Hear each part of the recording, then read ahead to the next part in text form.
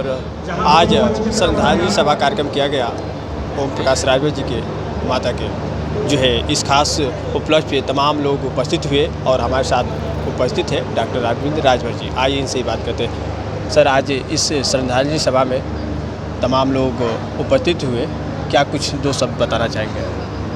देखिए, हमारी दादी माता जो विगत 11 तारीख को असमय मृत्यु उनकी हुई और मूलतः हम लोग अपने पैतृक निवास से ही सारा कार्यक्रम चला रहे हैं। हम लोगों ने इस चीज़ का महसूस किया कि हमारे कार्यकर्ता जिनके आशीर्वाद से आज यहाँ तक सब कुछ पहुँचा हुआ है, कहीं न कहीं एक वीर सपूत माननीय श्री ओम प्रकाश राजभर जी को जन्म दे करके हम तो ये कहेंगे अपनी दादी माता जी को कि ये दादी माता नहीं, ये राजमाता है। हम इनको राजमाता जितना देवी राजभर के नाम से हम संबोधित करेंगे, क्योंकि एक ऐसे नेता को जन्म दिया जिन्होंने इस देश के गरीबों की आवाज़ बने, गरीबों की आवाज़ को उन्होंने उठाया। और ऐसी राजमाता का असमय जाना कहीं न कहीं हमारे सभी कार्यकर्ता मर्माहत थे। और हम लोग गांव पर थे तो हमारे बहुत सारे कार्यकर्ता मोटरसाइकिल से, ट्रेनों के माध्यम से, बसों के माध्यम से जा रहे थे। तो हम लोगों ने कहा कि हमारी दादी माता जी की अंतिम इच्छा थी कि हमारी श्रद्धांजलि जब भी हमारी मृत्यु हो तो एक बार ज़रूर कार्यालय पर हो। तो उसी दृष्टिकोण से कार्यालय पर रखा गया था। हज़ारों कार्यकर्ता और जो भी हमारे एनडीए के साथी हैं सभी लोगों ने आकर के पुष्प अर्पित किया। श्रद्धांजलि सभा में लोग आए और सभी कार्यकर्ताओं ने एक साथ होकर के 2 मिनट का मौन रख कर के दादी माता की आत्मा की शांति के लिए प्रार्थना भी किया लोगों ने। दादी माता इसी कार्यालय पर रहती थी।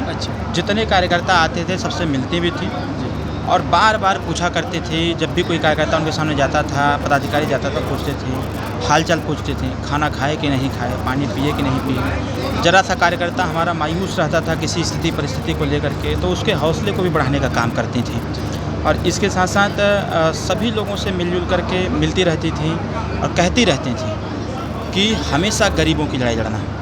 जब भी कोई गरीब पीड़ित व्यक्ति आपके सामने आ जाए तो उसकी जाति मत पूछना, सिर्फ उसकी समस्या पूछ करके उसका समाधान करके उसको संतुष्ट करके ये बता देना कि इस धरती पर कोई ना कोई एक नेता है जो समस्त गरीबों की बात सुनता है, उनके साथ न्याय करता है। तो कहीं ना कहीं ये हम लोगों के लिए बहुत बड़ी क्षति है। और हमारी दादी हम लोगों की प्रेरणा स्रोत थी।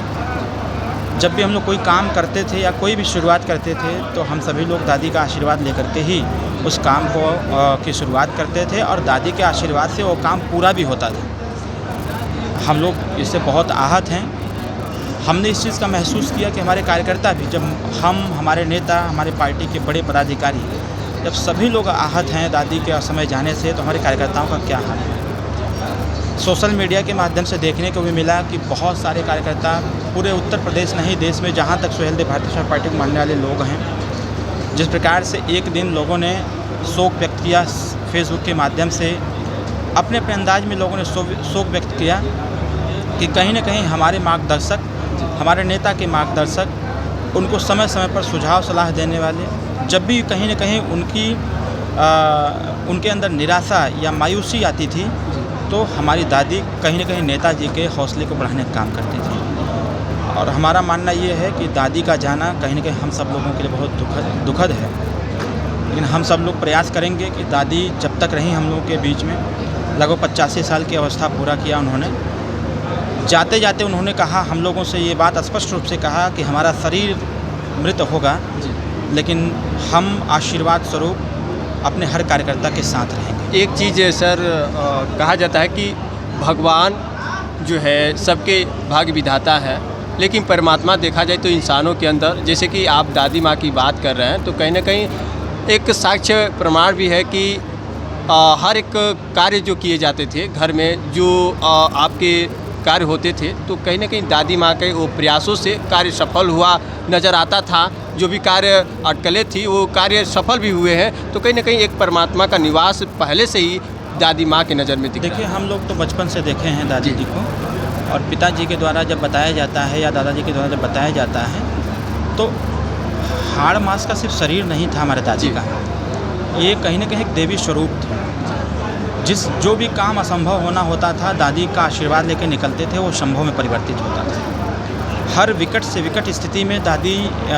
हर कार्य को सार्थक रूप से आगे बढ़ाने का प्रयास में होंगे। इसीलिए कहीं न कहीं हमारे माननीय नेताजी के भी आप बयान सुने होंगे कि हमारे सब कुछ, हमारे भगवान, हमारे देवी, हमारे देवता, सब कुछ हमारे माता पिता हैं।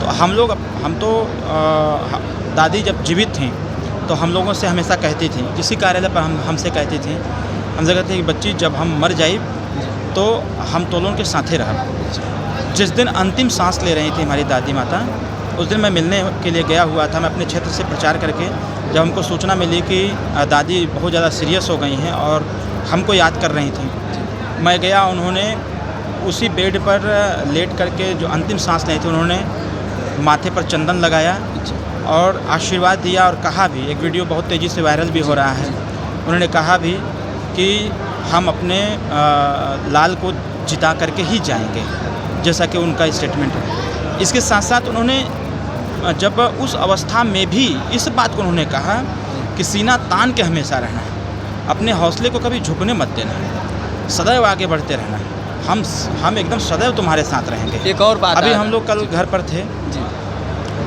रात्रि के समय लगभग 1:30 बजे लोगों का आवागमन बंद हुआ। 2:30 बजे पता नहीं क्यों हमको ऐसा महसूस हो रहा था कि शायद दादी माता हम लोगों को बुला रहे हैं नीचे। हमारा पूरा परिवार जब जहाँ पर चित्र लगाया गया है दादी का, वहाँ गए तो एक दिया था, जो दिया बुझ गया था, और मैं खुद देखा था, हमारी वाइफ ने देखा, हमारी माताजी ने देखा कि वो दिया बुझ गया था। लेकिन जैसे ही हम लोग नीचे गए, देखिए कि उस दिए में तेल भी था और दिया जल भी रहा था। तो कहीं ना कहीं हम लोग इस चीज़ को महसूस किए कि हमारी दादी माता अमर हैं, अजेय हैं, वो हम लोगों के साथ सदैव रहेंगे। आखिरी शब्द एक बार बेड से साझा की आपके दादाजी से, आखिरी वो बात बयान क्या था?